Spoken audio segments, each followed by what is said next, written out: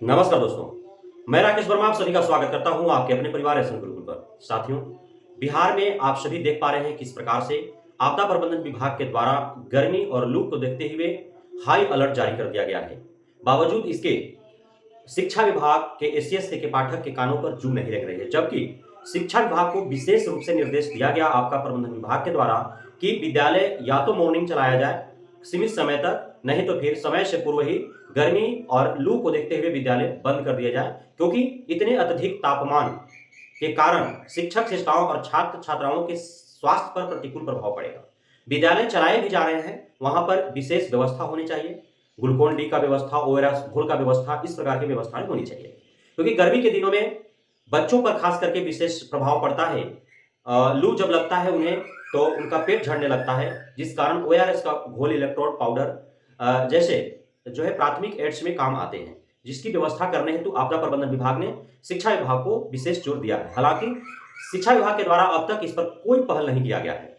SCS के पाठक सिर्फ भौतिक सुविधाओं और शिक्षा में सुधार हेतु कुछ कदम उठा रहे हैं, जबकि छात्र छात्राओं, शिक्षक शिक्षाओं के स्वास्थ्य को लेकर के उनकी कोई पहल अब तक नहीं देखी गई है।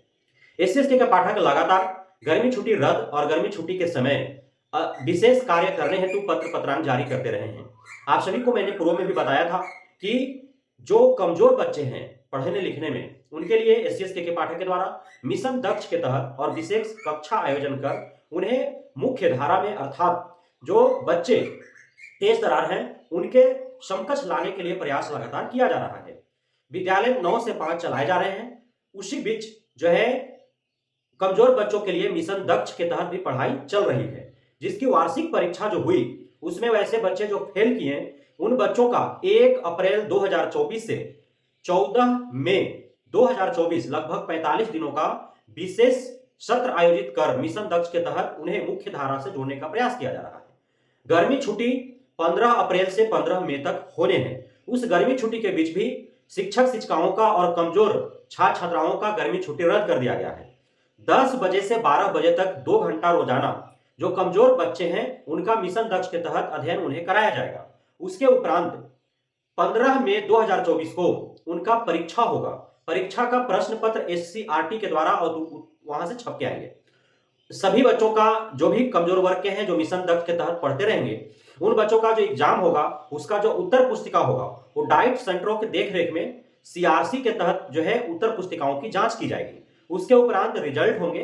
रिपोर्ट कार्ड जो है अभिभावकों के समक्ष विद्यार्थियों को दिया जाएगा, बताया जाएगा, ताकि अभिभावकों को भी ये पता चल सके कि उनके बच्चे किस स्तर के हैं, पठन पाठन में वो कितना हद तक वो अभी सुधार हुआ है उनमें और कितना और सुधार की आवश्यकता है। लेकिन यदि इसमें भी फेल कर जाए बच्चे तो उनको क्या करना है, किस प्रकार से ट्रीट करना है, उस हेतु अब तक शिक्षा विभाग का कोई भी लेटर जारी नहीं हुआ है कि एक बार फेल हो गए फिर विशेष 45 दिन का कक्षा आयोजित करके उन्हें जो है पठन पाठन का कार्य करवाया गया, उसके बाद फिर परीक्षा ली गई, यदि उसमें भी फेल कर गए तो उसके बाद उनके साथ क्या होगा, वो उन्हें जो है आगे फॉरवर्ड किया जाएगा या फिर वहीं पे शिथिल कर दिया जाएगा उसी कक्षा में और फिर से उन्हें जो है 1 साल बैक कर दिया जाएगा। इसके बारे में कोई जानकारी प्राप्त नहीं है। तो इस प्रकार की जो है व्यवस्था गर्मी छुट्टी के अंतर्गत किए गए हैं। शिक्षा शिक्षाओं को विशेष कार्यभार दिए गए हैं। हालांकि इसमें बहुत सारी कठिनाइयां और परेशानियों का भी सामना करना पड़ेगा छात्र छात्राओं और शिक्षक शिक्षिकाओं का भी, क्योंकि आपको मैंने बताया है कि जो शिक्षा विभाग के द्वारा लगभग 92,000 विद्यालयों का आंकड़ा दिया गया है, उसमें आधे से अधिक विद्यालय ऐसे हैं जहां पे भौतिक सुविधाएं जो होनी चाहिए मूलभूत, जिससे हर हाल में होने ही चाहिए, जैसे विद्यालय का बिल्डिंग तो होना ही चाहिए, बिल्डिंग भी नहीं है। बहुत जगह अल्वेस्टस में चल रहे हैं, पेड़ के नीचे चल रहे हैं, दूसरे के ढाबे में गौशाला में चल रहे हैं, बिल्डिंग भी नहीं है। किसी प्रकार से वहां के गांव के लोग जो है अपने व्यवस्था से, अपने मेहनत से, चूंकि गांव में विद्यालय रहे बच्चे, इस वजह से वो व्यवस्था एक विशेष दे रखे हैं जहां पे विद्यालय चल रहा है, सरकारी व्यवस्था में नहीं। अब जब बिल्डिंग ही नहीं है तो वहां पे लाइट का, वहां पे पंखा का जो है कल्पना करना भी व्यर्थ है। तो अब वहां पे बिल्डिंग नहीं है तो पेयजल की सुविधा के लिए भी अगल बगल जो है ताक झांक करने पड़ते हैं। शौचालय, जब बिल्डिंग नहीं है तो शौचालय कहां से होंगे, तो ये सारे मूलभूत सुविधाएं नहीं है। अब गर्मी के दिनों में अल्बेस्टस में जो विद्यालय चल रहे हैं उसमें छात्र छात्राओं को पढ़ना और शिक्षक शिक्षिकाओं के लिए पढ़ाना वह प्रतिकूल होगा, उनके स्वास्थ्य पर जो है प्रतिकूल प्रभाव पड़ेगा, वो बीमार पड़ेंगे। तो इसको लेकर के शिक्षा विभाग, एसएससी के पाठक को कोई चिंता नहीं है।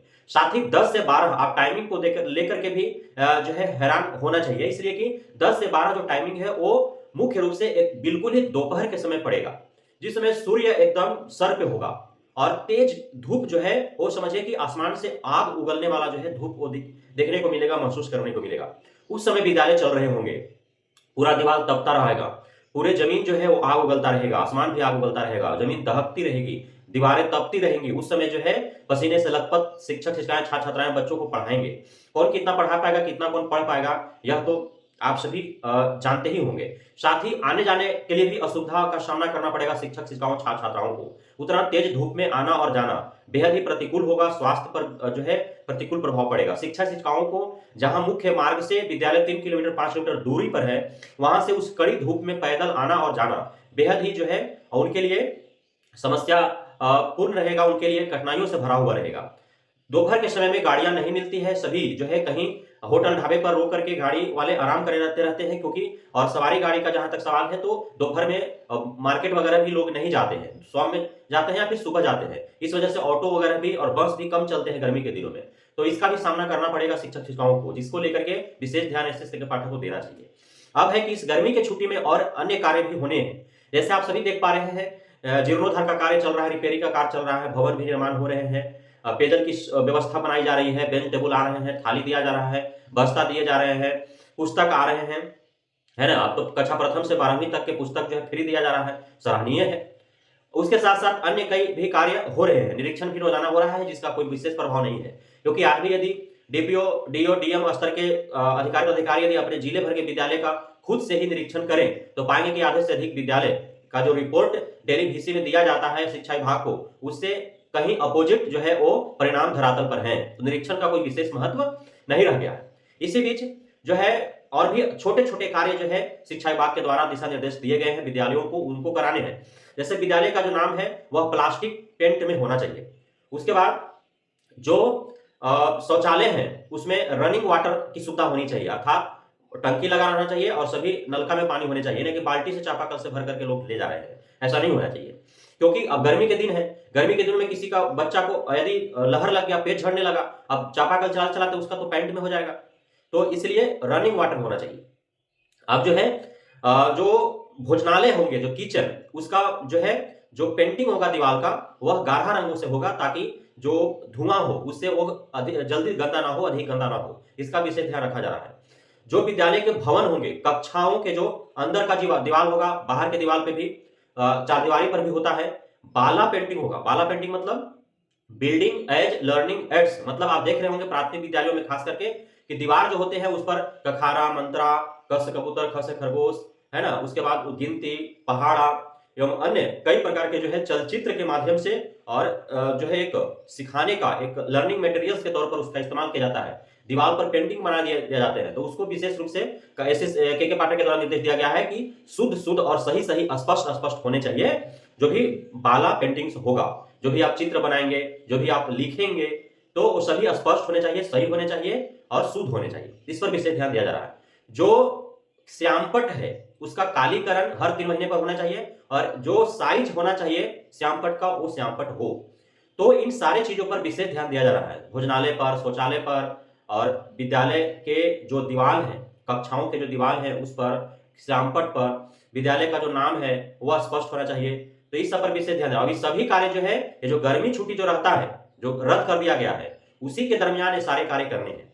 तो आपदा प्रबंधन के द्वारा लगातार दिशा निर्देश जारी करने के बावजूद भी एसएससी के पाठक के कानों पर जू नहीं रह रहा है। वे छुट्टी रद्द कर चुके हैं। विद्यालय 9 से 5 इतने भीषण गर्मी होने के बावजूद भी चल रहे हैं। बहुत जगहों पर विद्यालय में जो बच्चे आ रहे हैं, चूंकि अभी कटनी पिटनी का समय है, उनके बच्चों के माता पिता जो है वो सुबह से ही निकल जाते हैं खेतों में काम करने के लिए। तो जो बच्चे, छोटे बच्चे होते हैं विद्यालयों में जा रहे हैं, वो भूखे पेट ही जा रहे हैं। और दोपहर का जो भोजन मिलता है एमडीएम के तहत, उसी पर वो निर्भर रह रहे हैं, और फिर शाम में वो घर आते हैं, जब उनकी माँ पिता आते हैं वो खाना देते हैं तो खाते हैं। तो लाजमी है कि वे कुपोषण का शिकार होंगे और बीमार पड़ेंगे, जिसका संज्ञान लेने की आवश्यकता है, ध्यान देने की आवश्यकता है। बहुत बहुत धन्यवाद आप सभी साथियों का हमारे साथ जुड़े रहने के लिए, बढ़ने के लिए, मित्रता प्यार देने के लिए, हमें भरोसा बनाए रखने के लिए। जय हिंद।